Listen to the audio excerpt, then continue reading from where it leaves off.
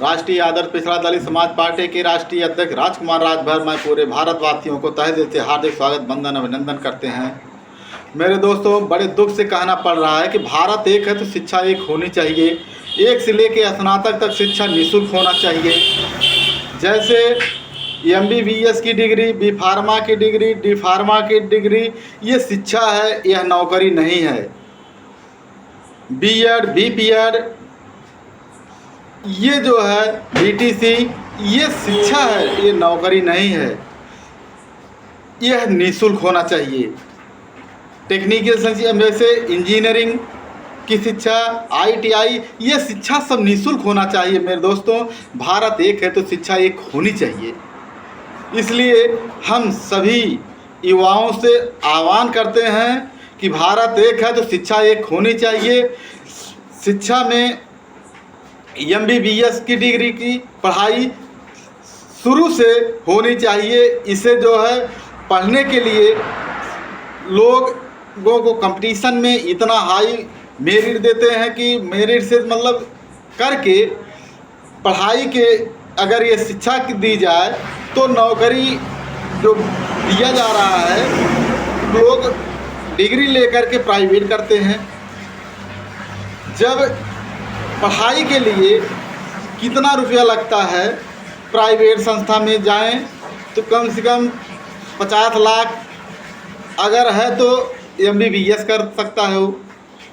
इसलिए मेरे दोस्तों, भारत एक है तो शिक्षा एक होनी चाहिए। ये नौकरी नहीं है, ये कोई व्यवसाय नहीं है, शिक्षा है। शिक्षा जिस दिन निःशुल्क हो गया तो उस दिन पूरा भारत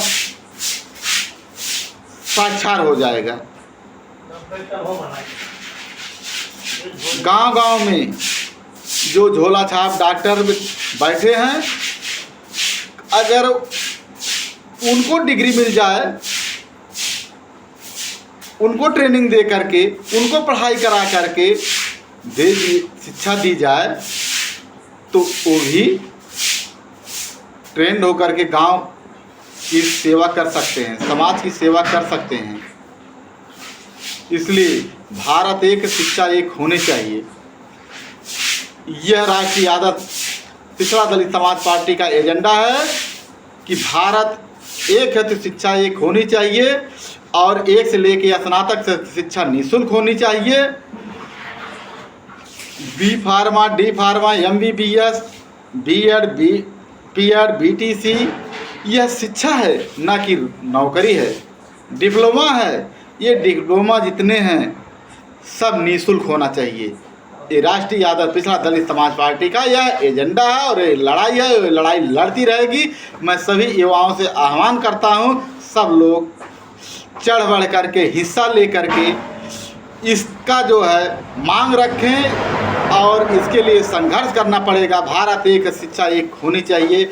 इसमें प्राइवेट संस्था नहीं होना चाहिए कि जो महंगाई इतना कर दें, आने वाला भविष्य का बच्चा, ये शिक्षा इतनी महंगी हो जा रही है कि वो कभी पढ़ नहीं पाएगा और कोई गार्जियन पढ़ा नहीं पाएगा। बेरोजगारी चरम पे है।